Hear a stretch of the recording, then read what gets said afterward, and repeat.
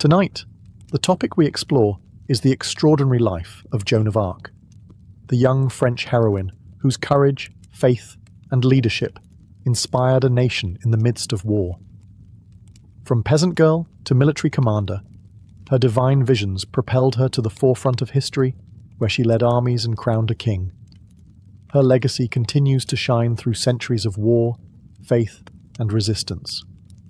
Joan's martyrdom and canonization reflect a powerful story of conviction and strength. So before you get comfortable, as always, take a moment to like the video and subscribe to the channel, only if you enjoy our content. Also, let us know where you're watching from and what time it is for you. Sometimes our stories are so interesting we get caught up, and other times we work through some slower ones. It's time now to dim the lights, turn on a fan for some background noise, and let's dive into the incredible journey of Joan of Arc together. Before she became a warrior, a symbol, and a saint, Joan of Arc was just a child in a quiet corner of the world. A place so small, most maps didn't even bother marking it. The village was called Domremy. Nestled in the gentle valleys of northeastern France, Domremy was the kind of place where time moved slowly. Rolling hills stretched beyond the horizon, dotted with sheep and thatched roof cottages. The seasons shaped daily life. In spring, the rivers sang with melted snow. In summer, fields of barley swayed like golden oceans. In winter, snow blanketed the earth in silence. It was in this peaceful setting that Jeanne, or Joan as we know her today, was born sometime around 1412. Her parents, Jacques and Isabelle d'Arc, were simple farmers. They didn't have wealth, but they had land, faith, and 5 children. Joan was the youngest. From a young age, Joan was different. She wasn't loud. She wasn't wild. She prayed more than she played. People in the village noticed that this girl, barely out of childhood, would slip quietly into the church and kneel in silence for hours. Her eyes would close, and her lips would move in gentle whispers only God could hear. The France Joan was born into was deeply broken. The 100 Years' War had dragged on for generations.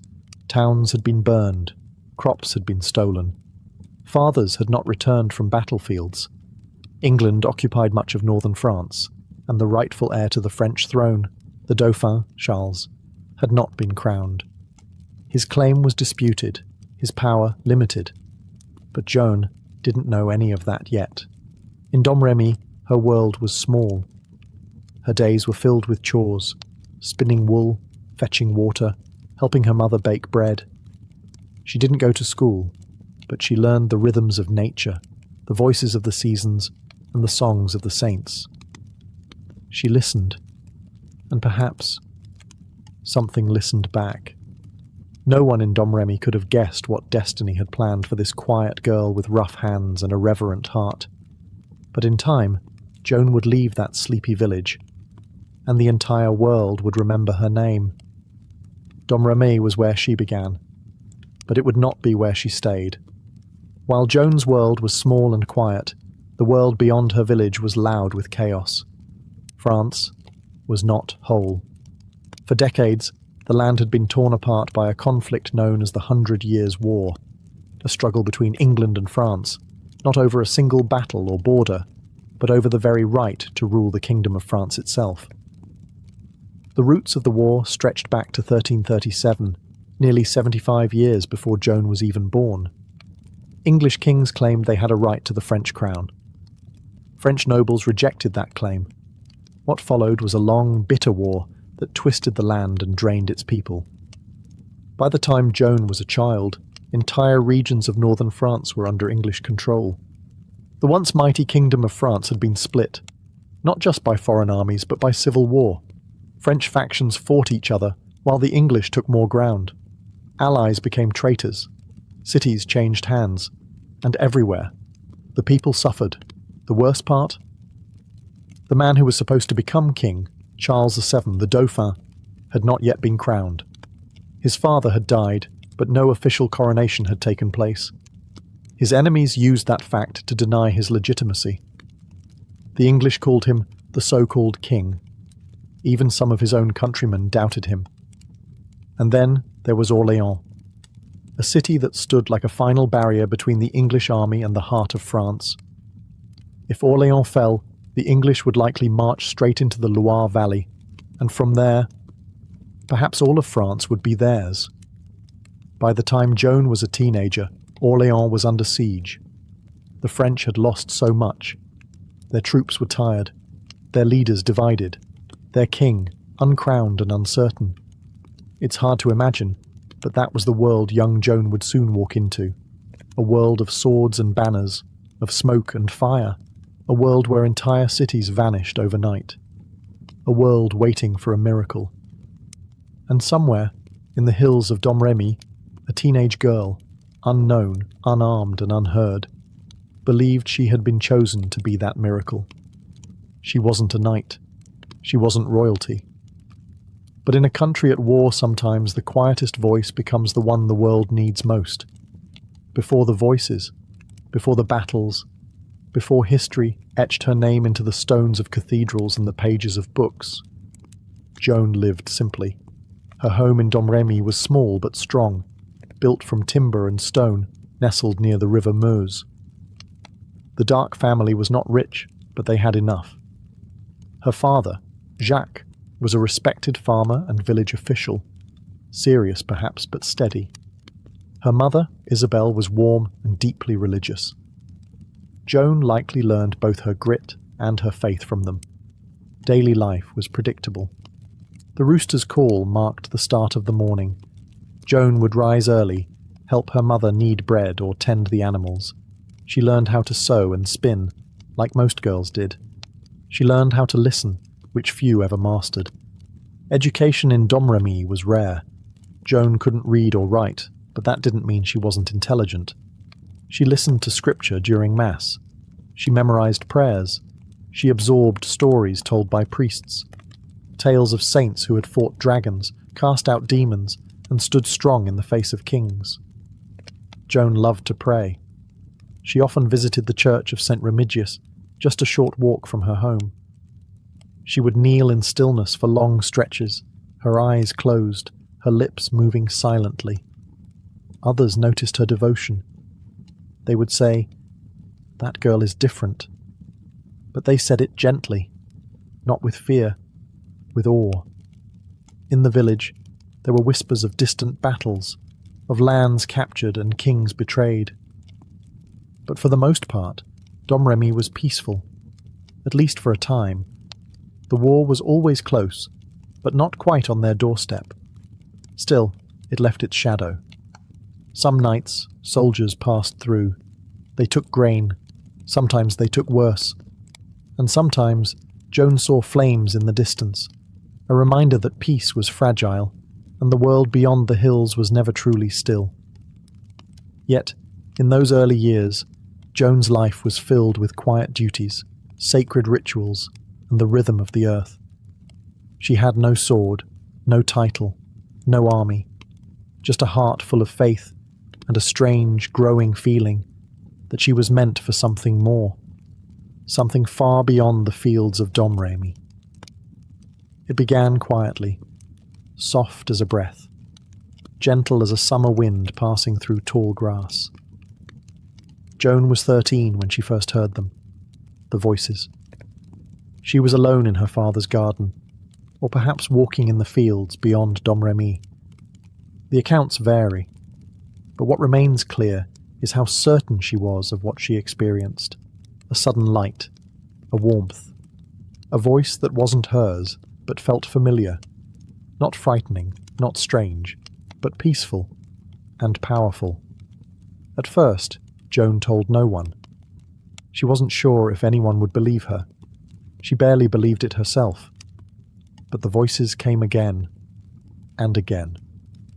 They didn't speak like ordinary people. They didn't command in harsh tones. They guided. And in time, Joan saw them clearly, radiant figures standing before her in silence, and then speaking with solemn grace. She said they were St. Michael the Archangel, St. Catherine, and St. Margaret, holy figures of strength, purity, and courage. To Joan, They weren't just names from church windows or Sunday sermons. They were real. They walked with her, and they brought a message.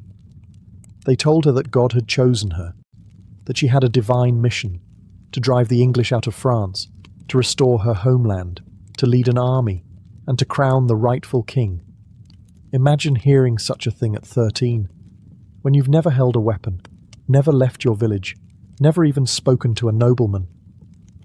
But Joan believed, not because she wanted glory, not because she sought attention, but because the calling felt true.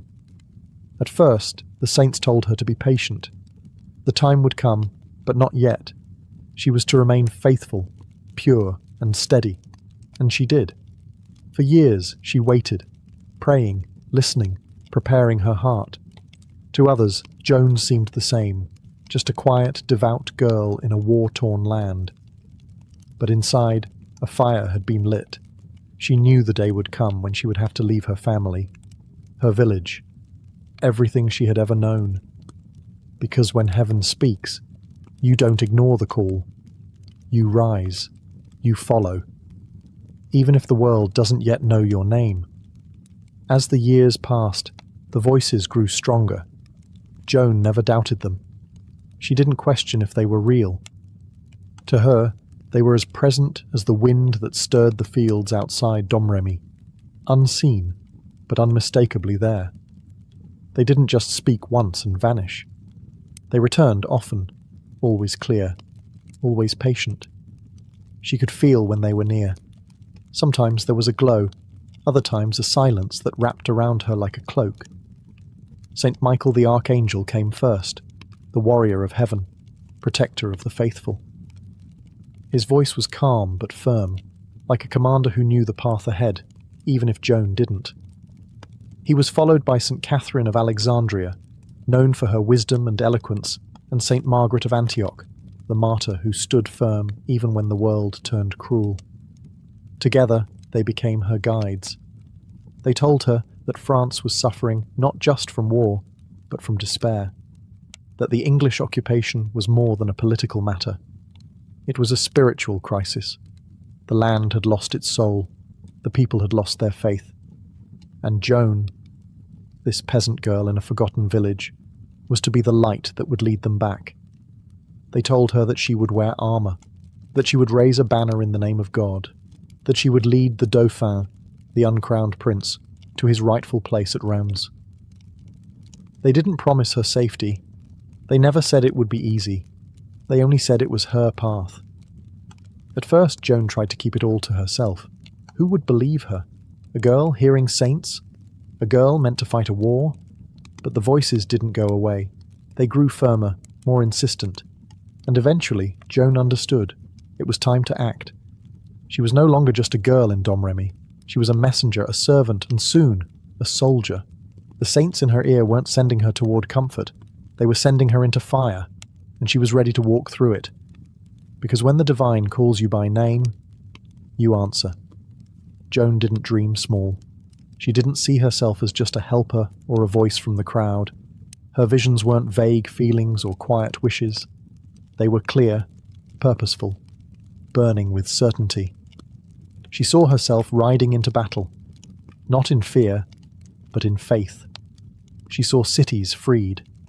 She saw the French army, once fractured and hopeless, rallying behind her. She saw the Dauphin, Charles, crowned in the grand cathedral of Reims, just as tradition demanded, just as heaven desired. These weren't fantasies. To Joan, they were glimpses of a future that had already been written, and she had simply been chosen to carry it out. But she also saw resistance. She knew there would be danger. Her voices never promised her comfort, only conviction. They told her she would face doubt, that men, especially powerful men, would question her, mock her, try to silence her. But none of that frightened her. What frightened her was doing nothing. The longer she waited, the heavier the visions became. It was as if they pressed on her chest, urged her forward, reminded her, gently but firmly, that she had been called to act, not later, but now. She tried, at first, to speak to people in Domremy. Some listened kindly. Others nodded but didn't take her seriously. A girl talking about leading armies? It sounded more like a tale from the pulpit than a plan from a teenage farm girl. But Joan kept speaking. The urgency wouldn't let her stay quiet. She knew that France was hanging by a thread. The English siege of Orléans had dragged on for months. If that city fell, the path to the heart of France would be wide open. The Dauphin would be cornered. The dream of a free and united France could vanish completely. And so, Joan's visions pointed her there, to Orléans, to the place where hope was flickering like a candle in the wind. It wasn't just about strategy or land, it was about faith. Faith in a voice, faith in a mission, faith in something bigger than fear. Joan had never been to a battlefield. She had never given a command, but in her heart, she already saw the victory. Now, she just had to go make it real. Joan knew she couldn't fulfill her mission alone. She needed to reach the Dauphin, Charles, the rightful heir. She needed to look him in the eye and tell him what heaven had told her, that he was meant to be king, and that she was meant to lead him there. But Charles was far away, hiding in the Loire Valley city of Chinon, surrounded by nobles, guarded by soldiers, and separated from Domremy by miles of dangerous, war-torn land. She was a teenage girl, unknown, untrained, uninvited. How could she possibly reach him? But Joan didn't hesitate. With the blessing of her voices, she travelled to the nearby town of Vaucouleurs, where a local commander named Robert de Baudricourt held influence. She told him what she had seen. She told him she was sent by God to save France. At first he laughed. A girl? Sent by God? To lead armies? But Joan was persistent. Day after day she returned to his doorstep. She wasn't arrogant. She was patient, firm, and unshakable in her purpose. People in the town began to notice her. They didn't see a mad girl. They saw someone with conviction. Eventually, Baudricourt agreed to help. In March of 1429, dressed in men's clothing for safety, Joan was given a horse, an escort of a few loyal guards, and a blessing for the road ahead. It was not a grand army, but it was a beginning. Her journey to Chinon began. The path was treacherous. English patrols roamed the countryside. Roads were muddy, bridges broken, villages burned. But Joan pressed forward. Day and night she rode. Through forests, across rivers, past silent fields where battles had once raged. She didn't look back. For most people, this journey would have been the end of the story, the brave attempt of a girl who tried. But for Joan, this was only the first step. She was not travelling to plead. She was travelling to claim her role. The voices had spoken. The vision was clear. And now, the girl from Domremy was on her way to meet a prince and to change the destiny of a nation. After 11 days of riding through enemy territory, Joan arrived at the royal stronghold in Chinon. The castle stood tall above the town, grand, imposing, filled with nobles and guards. Inside its stone walls, the man who claimed to be the rightful king of France waited, Charles, the Dauphin. But Charles was cautious. He had heard of Joan, the girl claiming divine guidance, but he wasn't convinced. He wanted proof. He wanted to test her. So he disguised himself. He stood in the crowd, dressed not as a prince, but as a simple courtier. Another man sat on the throne, pretending to be him. When Joan entered the hall, surrounded by curious onlookers, she didn't hesitate. She didn't look to the throne. She walked through the crowd, straight toward the real Charles, and bowed. The room fell silent. Charles was stunned. She had never seen him before. There were no portraits, no messengers. And yet, she knew him. She recognized him. She told him of her visions. She told him of the saints. She told him what God had revealed, that he was the true king of France, and that she had come to see him crowned. But Charles wasn't ready to believe so easily. He ordered theologians, bishops, and nobles to question her for days. They tested her faith, her knowledge, her intentions. Some tried to trap her with clever words, others waited for her to slip or contradict herself. She never did. She spoke plainly, humbly, with unwavering certainty. She was not there for glory. She asked for no reward. She only asked for an army, so she could lift the siege of Orléans and lead Charles to Reims for his coronation. It was a wild request, but over time the court began to shift. The more they listened, the more they believed. Not just because of what Joan said, but because of how she said it, with quiet confidence, with fire behind her eyes, with something that felt holy. And so, against all odds, Charles agreed. He would give her what she asked for, a sword, a banner, and command of troops. In that moment, Joan didn't just enter a castle, she stepped into history. The shepherd girl was now a general. Joan had passed the first test. She had found Charles and convinced him to listen. But that wasn't enough. Before any army would follow her, before any noble would dare ride beside her into battle, she had to prove herself. Not just to the king, but to the church. You see, this wasn't just a time of war. It was a time of deep religious fear. Heresy was punished with fire. Witchcraft was whispered about in every shadow. And here was a teenage girl claiming to speak directly with saints and asking for soldiers. Charles couldn't take that risk without certainty. So he sent her to Poitiers, where a panel of church officials, theologians, priests, scholars, would examine her.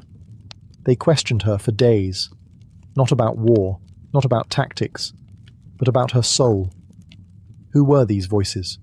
What did they say? Why had they chosen her? They asked about her childhood, her prayers, her dreams.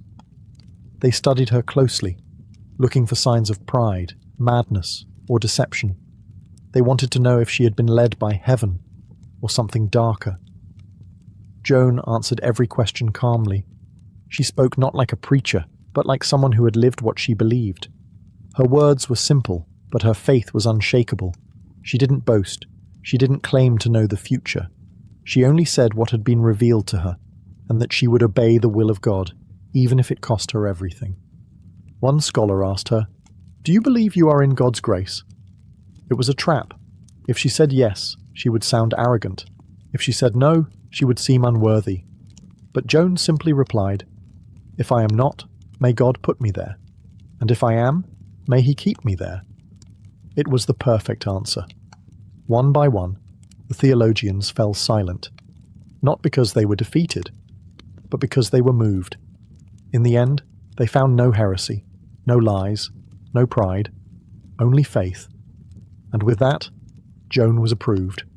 A banner was made, a sword was sent for, and an army, though small at first, was placed under her command.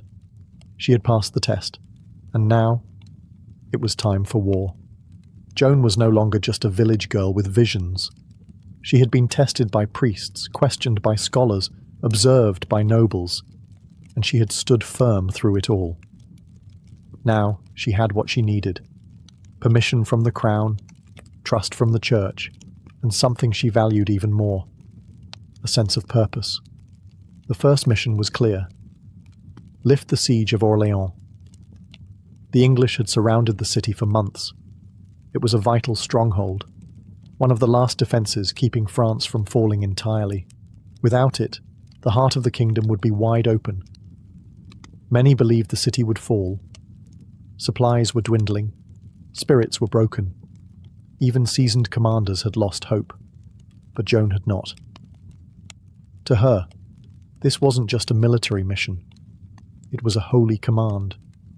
She was given a suit of white armour, a war horse, and a small force of men. But what truly stood out wasn't her sword. It was her banner. Joan chose not to carry a weapon into battle. Instead, she carried a large white banner, painted with golden lilies and the image of Christ holding the world in his hands. At the top were the names Jesus and Mary. To Joan, the banner wasn't just a symbol, it was a promise. She believed it would guide her, protect her, and remind her men that they rode under divine will, not just royal orders. She prayed constantly, before each campaign, before every decision. She confessed often and encouraged her soldiers to do the same. She didn't allow swearing or mistreatment of women or looting. Her camp was disciplined, not with fear, but with faith. Many of the soldiers were skeptical at first. Some mocked her, others just didn't know what to think. But the more they watched her, the more they believed. There was something in her presence, something quiet but commanding. She spoke like someone who knew she was right. And even hardened fighters began to see her not as a strange girl, but as a leader. She wasn't there to be part of the war. She was there to change it. And with Orléans still under siege, her time to do so had finally arrived. It was the banner they followed. More than her armor, more than her title, more than her voice. It was that tall, fluttering banner, held high in Joan's hands, that drew soldiers to her side and hearts to her cause.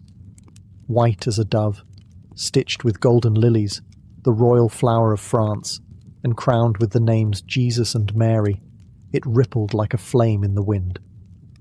At its centre, an image of Christ sat in judgment, holding the world, a gentle reminder of who truly ruled over kings and kingdoms.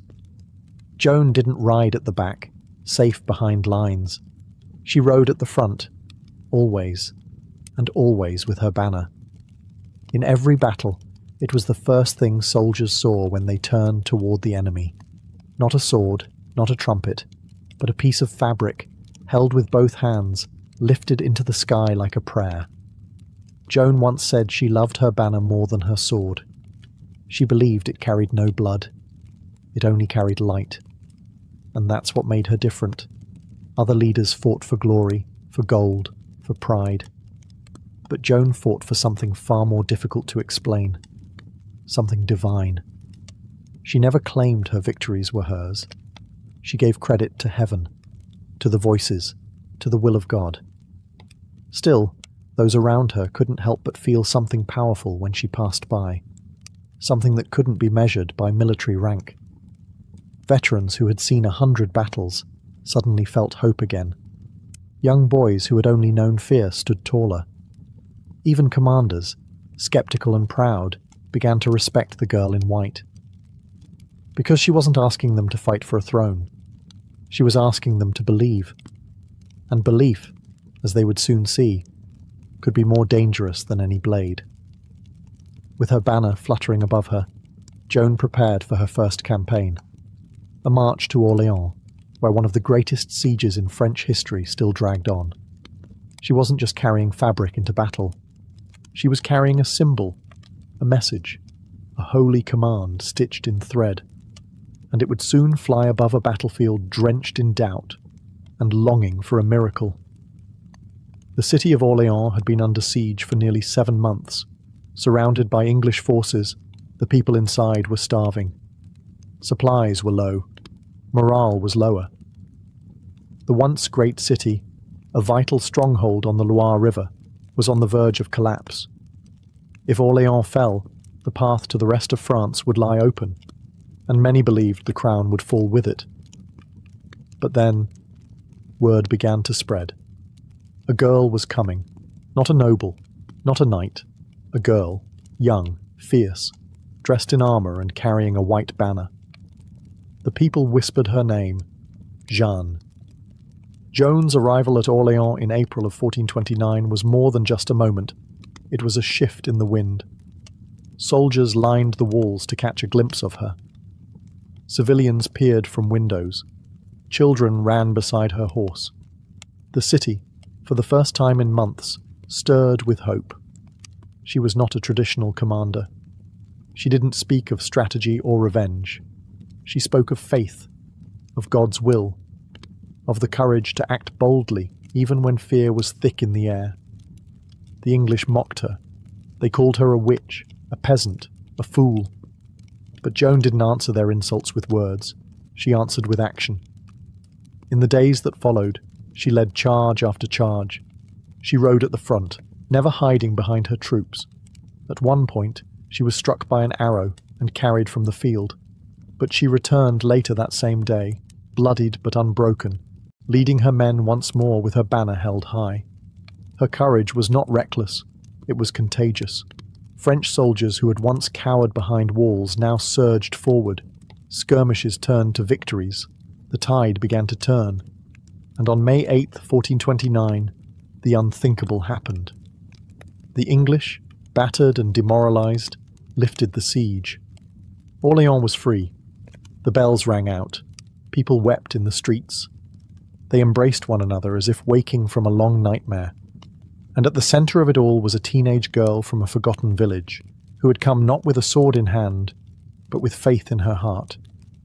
Joan had done what no one thought possible. And yet, this was only the beginning. Victory at Orléans changed everything. It wasn't just a military success. It was a miracle. The French people had been drowning in despair, watching their lands disappear inch by inch, year after year. Then suddenly a teenage girl in white armor arrived and turned the tide. Joan had done what seasoned generals could not, and now people believed. Word of her victory spread like fire across the kingdom. Villagers spoke her name with reverence. Priests called her heaven sent. Soldiers, once skeptical, now clamored to fight beside her. Even hardened commanders began to bow their heads when she passed. For France, this wasn't just the lifting of a siege. It was the lifting of fear. Something had shifted in the soul of the nation. For the first time in years, the French dared to think that perhaps, just perhaps, they could win this war. But Joan didn't pause to celebrate. She knew her mission wasn't over. The voices had been clear. She was to see the Dauphin crowned at Reims. And that was no small task. The traditional site for French coronations, Reims, lay deep in enemy-held territory. To get there, Joan and the French army would have to march through towns occupied by hostile forces, past English and Burgundian resistance, across bridges that might be burned, and roads that could be blocked. Many in Charles's court hesitated. They advised delay, diplomacy, caution. But Joan stood firm. "The way is hard," she said, "but I was born for this." And the Dauphin, still uncertain, still weighed down by doubt, chose to trust her. Troops were gathered, supplies loaded. The plan was simple in spirit, but bold in action. March to Reims. Crown the king. Show the world that France still lived. Each victory they won along the way made the next one easier. Some towns surrendered without a fight. Others opened their gates joyfully.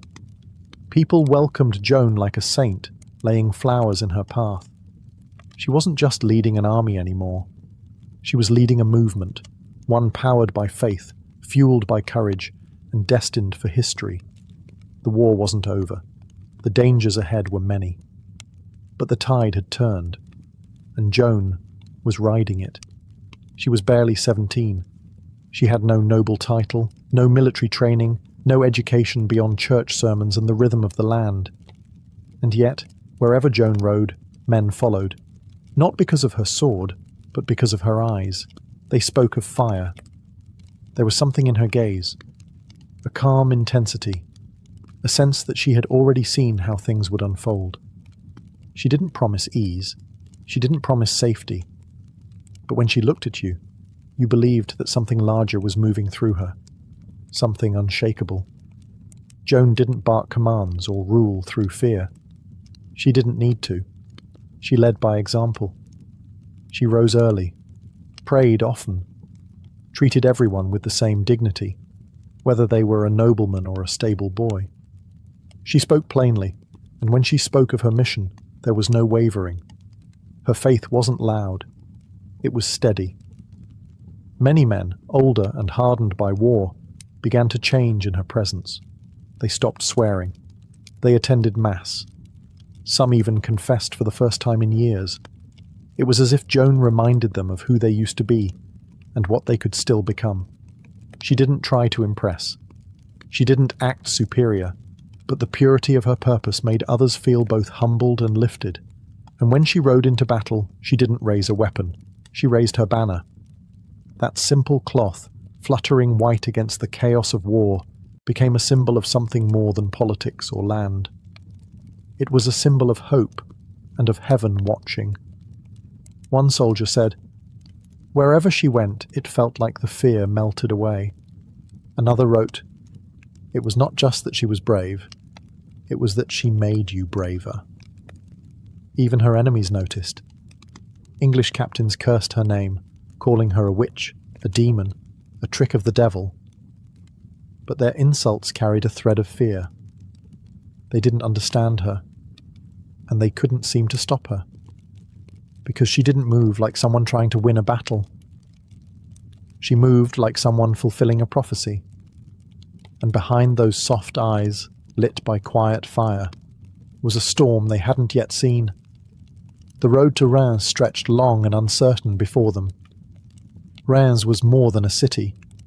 It was sacred ground, the place where French kings had been crowned for centuries.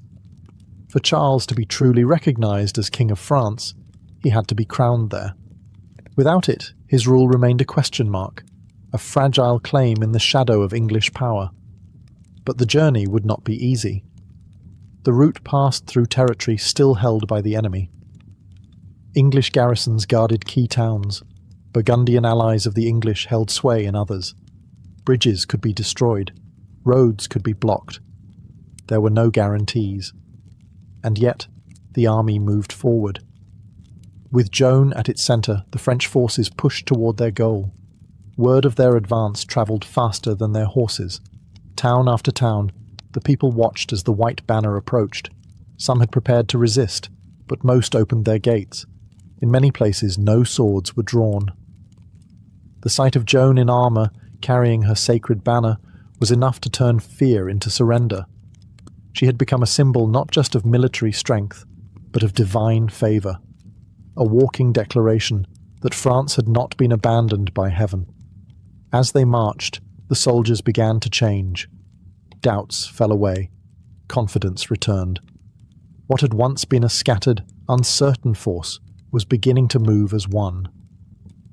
The landscape passed beneath their feet in quiet reverence. Fields scarred by war, churches left empty by fear, villages that had not known peace in years. Yet, with each mile, the distance between Charles and his destiny grew shorter. Joan's presence remained constant, calm, composed, and driven by something deeper than politics. She didn't seek comfort or recognition. Her eyes remained fixed on the horizon, where the spires of Reims would soon rise into view. Behind her rode the future of France. The march was not just a military campaign. It was a pilgrimage, to reclaim not only a crown, but a sense of hope, of identity, of something ancient and sacred that had been nearly lost. By the time they reached Reims, the gates did not close against them. The city opened its arms, and France held its breath. The march to Reims became more than a journey. It became a movement. As Joan and the French army pressed northward, towns that had once feared the English, or had sided with the Burgundians, began to rethink their loyalties. One by one, cities opened their gates, not with rebellion, not with bloodshed, but with quiet surrender and cautious hope. There was something in the air now, something changing. For years, the French people had been divided, by politics, by fear, by foreign rule. Entire regions had slipped into silence under English control, convinced that resistance was futile. But as the news spread that Joan was leading an army toward Reims, and winning, the silence began to crack. Towns that had once stood neutral now sent messengers. Some offered supplies, others offered soldiers. In many cases, they simply opened the doors and stepped aside. No force was needed. The banner was enough. It wasn't just the victories that inspired this. It was the pattern, the consistency. Every step Joan took seemed to rewrite the story of France, from one of decline to one of renewal. She became the thread that stitched the broken pieces back together. In city after city, villagers stood in the streets and watched her pass. She didn't wave. She didn't stop for celebration. Her purpose was too clear. too urgent. But her presence lingered behind her, like a blessing left in the air. The nobility took notice too. Lords who had once stayed silent now rode out to join the cause. Some did so out of faith, others out of strategy. But either way, the line of support behind Charles grew stronger with every league. The English, watching from a distance, could only hold their ground and wonder when, or if, the march would stop. Their confidence, once unshakable, began to falter. This wasn't a rebellion, it was a restoration. And Joan, with her steady pace, her silent armour, and her banner catching every whisper of wind, was not just changing the course of the war, she was reminding France what it meant to stand together. And soon, ahead on the horizon, the ancient towers of Rheims would come into view. At last the towers of Rheims rose into view, tall and silent against the sky, as if watching the army approach with cautious wonder. For centuries this city had crowned the kings of France. Its cathedral, sacred and vast, stood like a monument to tradition, memory, and divine right. But now, for the first time in years, the path to coronation was clear. The city did not resist. It did not hesitate. It welcomed Charles and his army. The people, though uncertain of the future, knew what this moment meant. It wasn't just about war or politics, it was about healing, about reclaiming something ancient, the soul of a wounded nation. Preparations began almost at once. Inside the great cathedral, torches lit the stone walls, casting long shadows that danced like ghosts from generations past.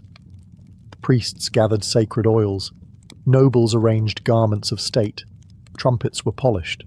Silence filled the spaces between movement, the kind of silence that comes before something sacred. And through it all, Joan remained quiet. She had brought him here. Her mission, at least this part, was nearly complete. She asked for no reward, no riches, no title. She stood in the background, armoured, dusty, and calm. On July 17th, 1429, Charles was crowned King of France. The Archbishop anointed him with holy oil, and as the crown was placed upon his head, a cheer rose through the cathedral and spilled out into the city like sunlight through stained glass. The people wept. They shouted his name. They knelt. For the first time in years, France had a king not just in name, but in ritual, in symbol, in spirit. At the side of the altar stood Joan, holding her banner. She had insisted it be present at the coronation, the same banner that had led her through battle, across burned fields and broken towns. To her it wasn't about the crown, it was about the purpose behind it. That day, history shifted. The Dauphin had become the king. France had taken a breath it hadn't drawn in years, and the girl from Domremy, once unknown, once doubted, had delivered a nation to its destiny. The bells of Rheims still echoed. The crown rested on Charles's head. The people called him king. But behind the celebration, something colder had begun to stir. Joan had delivered everything she promised. She had lifted the siege of Orleans. She had led a triumphant march across enemy territory. She had brought the Dauphin to Rheims and watched as he became a crowned monarch. Her banner had never fallen. Her courage had never faltered. But not all were grateful. In the polished halls of the royal court, whispers replaced cheers. Among nobles and advisers, unease began to grow. Joan was not one of them. She had no bloodline, no political ties, no interest in diplomacy or courtly games. She didn't speak in riddles or flatter with empty words. She told the truth. She spoke with fire, and she believed her mission came not from kings, but from heaven. That frightened people. To some, she was a miracle. To others, a disruption. Her presence made the powerful uncomfortable. Her fame outshone the men who had sat by in silence while France burned. Now, with Charles crowned, some believed her role was complete, that she should return to her village, disappear into history, and let the court reclaim control. But Joan had no intention of stopping. Her voices had not told her to rest. They had not released her from her mission. There was still work to do, land to reclaim, battles to fight, justice to restore. Yet Charles, newly crowned and cautious, began to hesitate. He no longer moved with the urgency he had when he was desperate. The court urged restraint.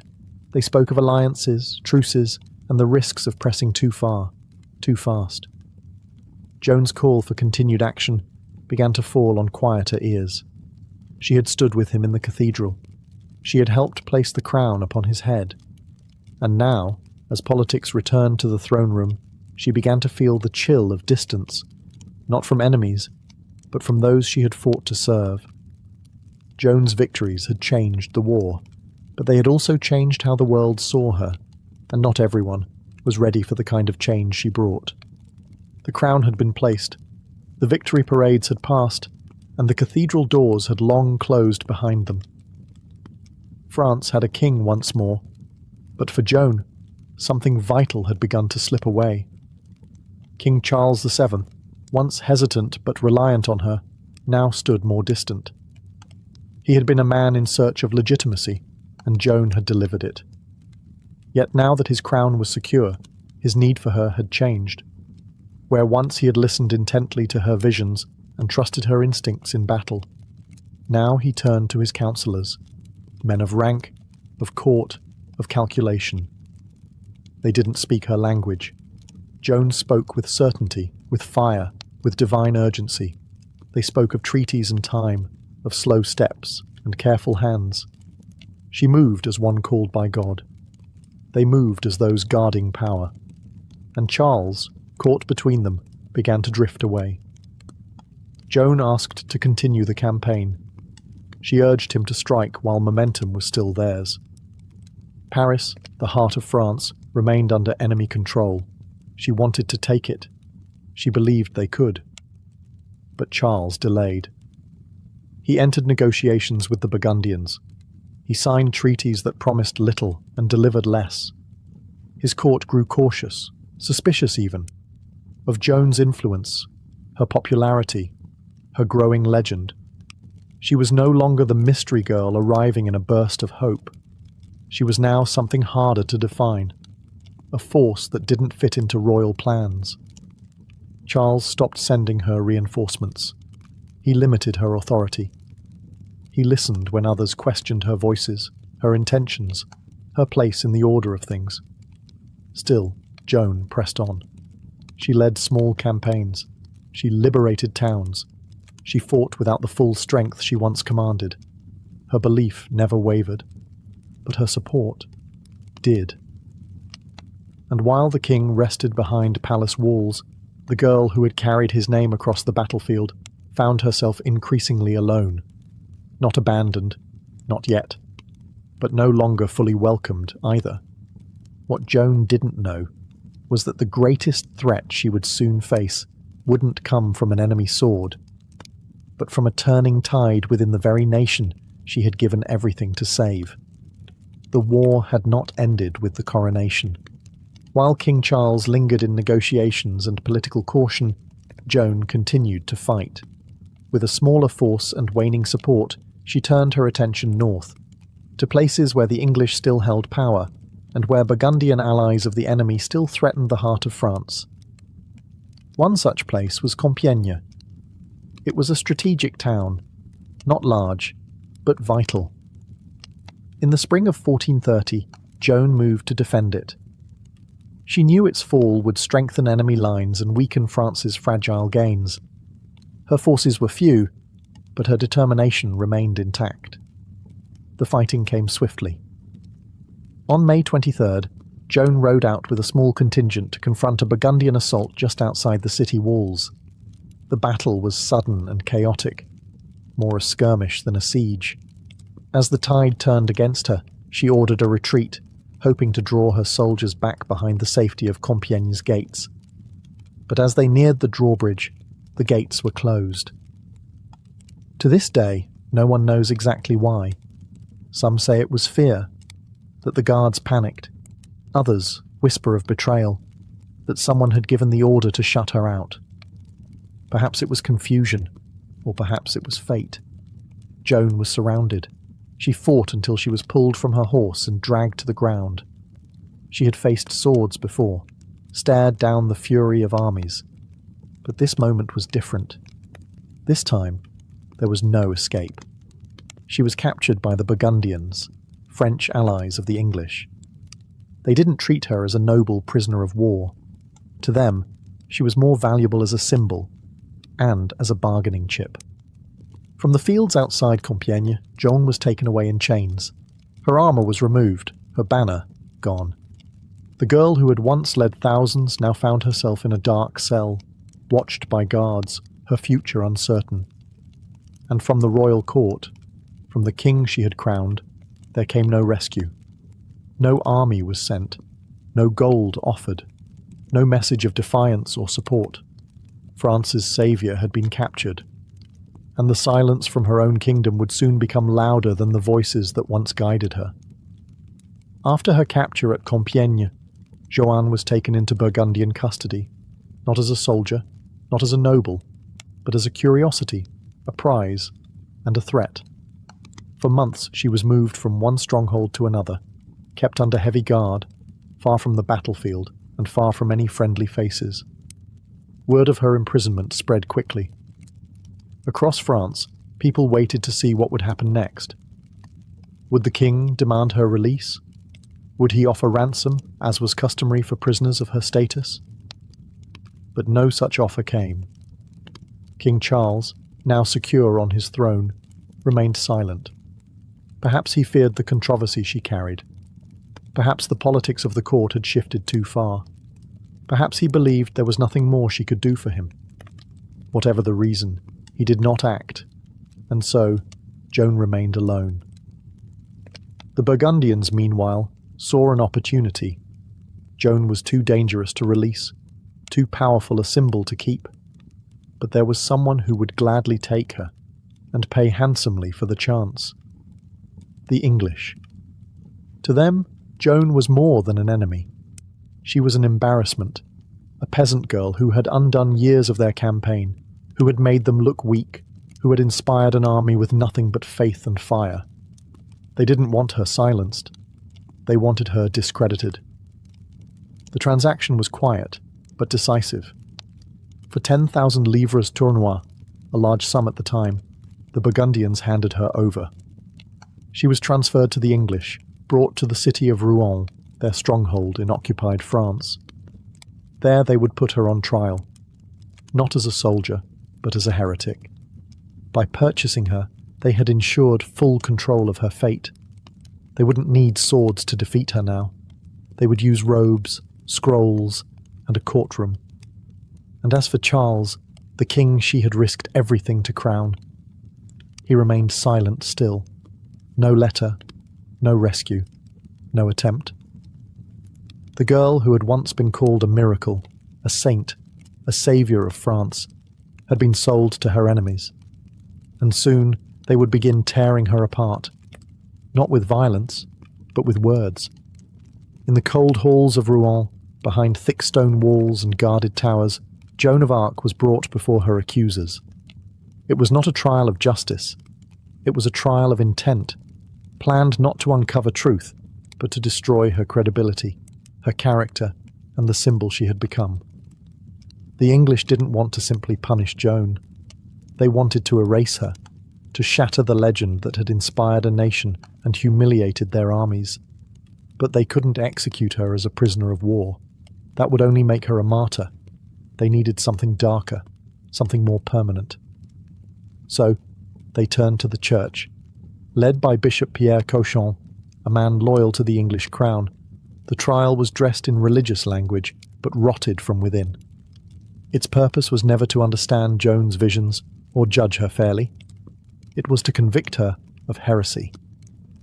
She was interrogated dozens of times over the course of months, without legal counsel, without rest, and often without compassion. A panel of theologians, many of them hostile, examined her every word, hoping she would slip, contradict herself, or show signs of falsehood. But Joan did not. Though she was just 19, uneducated and alone, she answered clearly and firmly.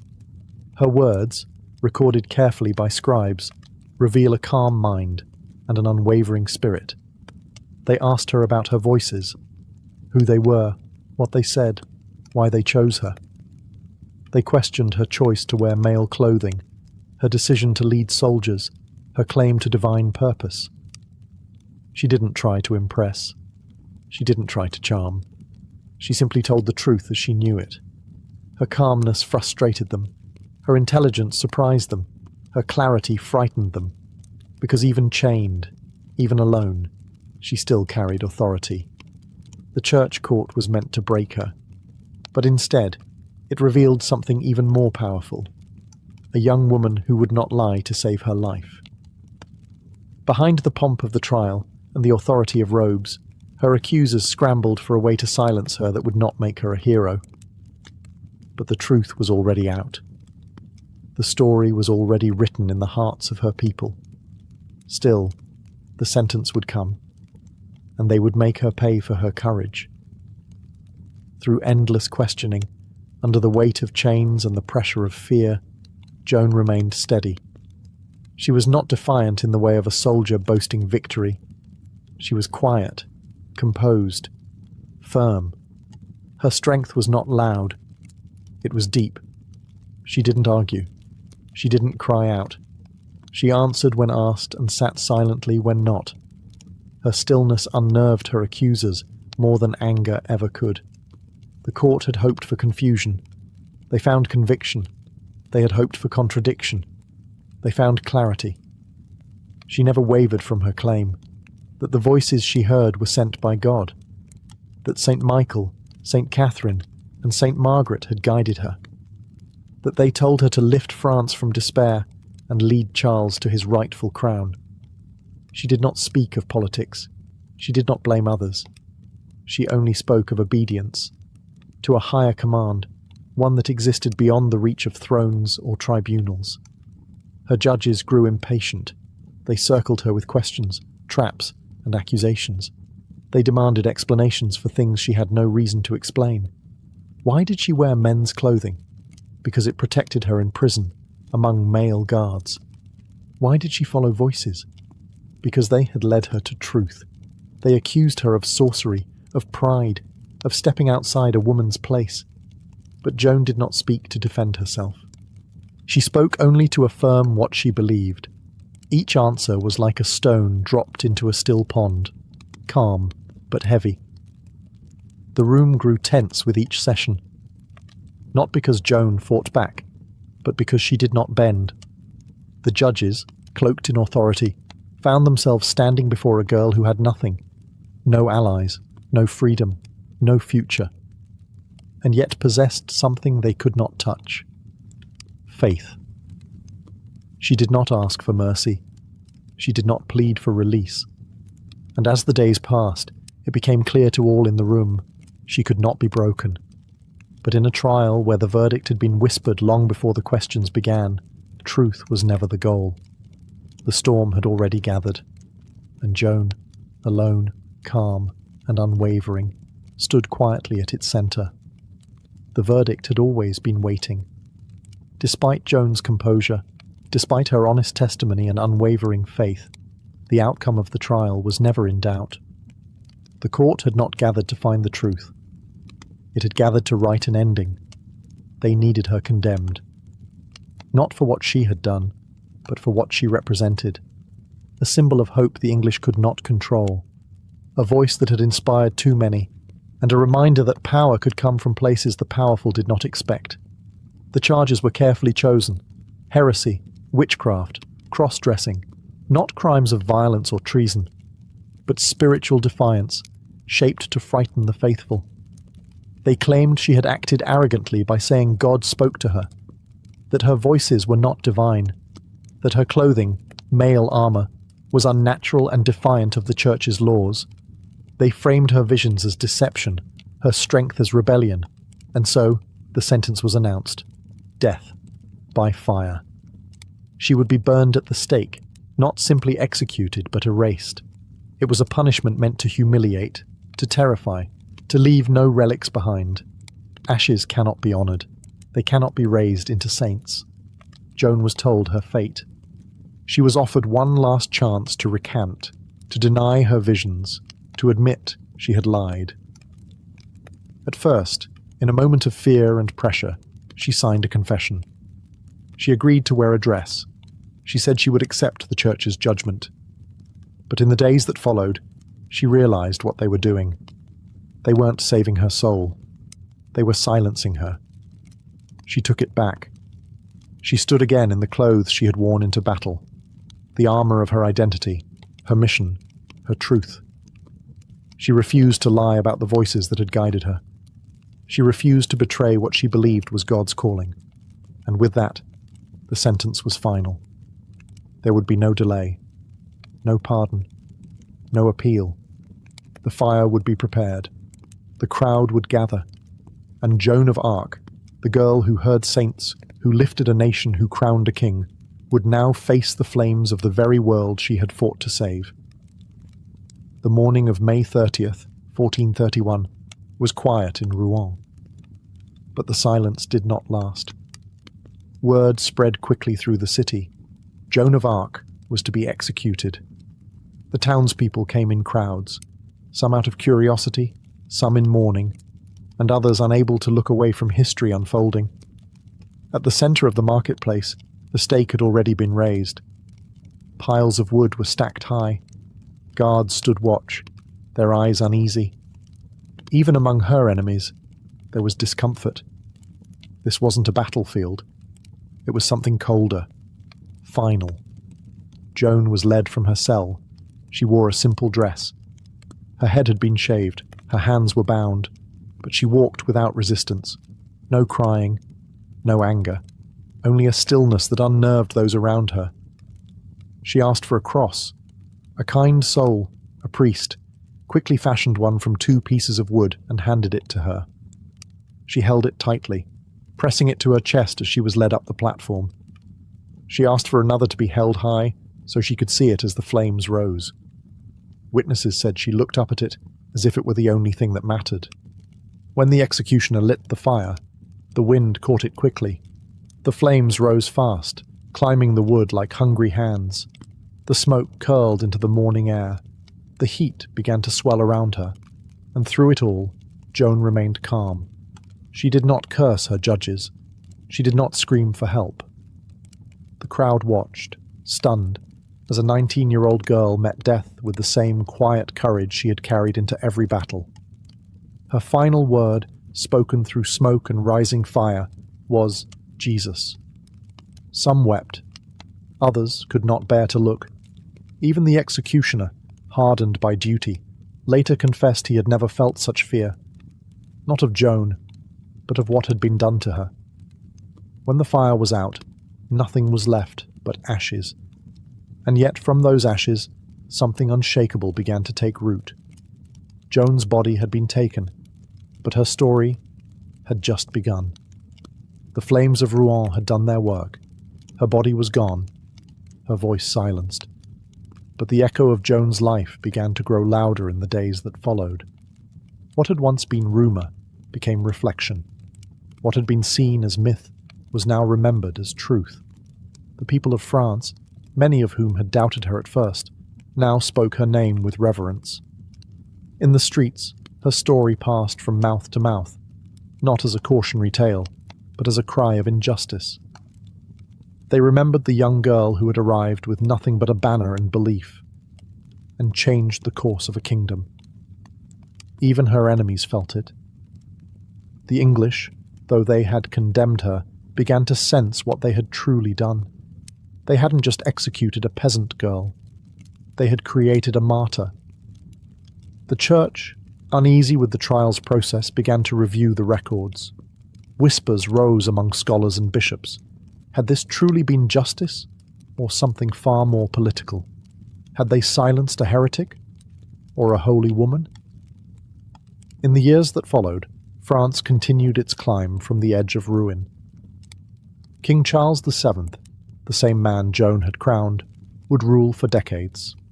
His silence during her imprisonment was never forgotten. He owed his throne to her, and though he never spoke of her publicly in those final days, he lived forever in her shadow. But Joan's name did not disappear. Decades later, the church reopened her case. Witnesses were called, testimonies reread. What was uncovered shocked many. False charges, biased judges, manipulated outcomes. In 1456, her name was officially cleared. Joan of Arc was declared innocent, her trial labelled unjust, her execution a tragic error. But history had already decided. The people had seen her truth long before any court had, and long after the fire had died, her light still shone, brighter, stronger, and beyond the reach of those who once tried to extinguish it. Joan had died as a prisoner, but she would live on as something far greater, a symbol of faith, courage, and the unbreakable strength of conviction. Joan of Arc's story did not end with her death. It grew stronger, more luminous with each passing year, transforming from a tale of martyrdom to a legend of enduring faith and courage. In 1920, nearly 5 centuries after her execution, the Catholic Church declared her a saint. The process that led to her canonization was long and thorough, but it was the culmination of a journey that began on the battlefield and ended at the altar. Her legacy, however, had never depended on the actions of the Church. It was woven into the fabric of French history, into the hearts of the people who had followed her, prayed for her, and wept for her. Joan had been a symbol of hope when all seemed lost, and that hope had never truly died. Through the years, her name became synonymous with courage in the face of oppression. Soldiers, saints, and leaders from all corners of the world looked to her example, not for military tactics, but for the conviction to stand firm in the face of seemingly insurmountable odds. Her story transcended borders. Joan became not just a figure of French pride, but of universal inspiration. Her rise from humble beginnings to the forefront of a nation's destiny was proof that power doesn't always rest in thrones or armies. Sometimes it resides in the hearts of those who refuse to be silenced, who refuse to be anything less than who they were called to be. Over time, Joan's image evolved. In the early days after her death, she was remembered with sorrow, with reverence, as a tragic hero.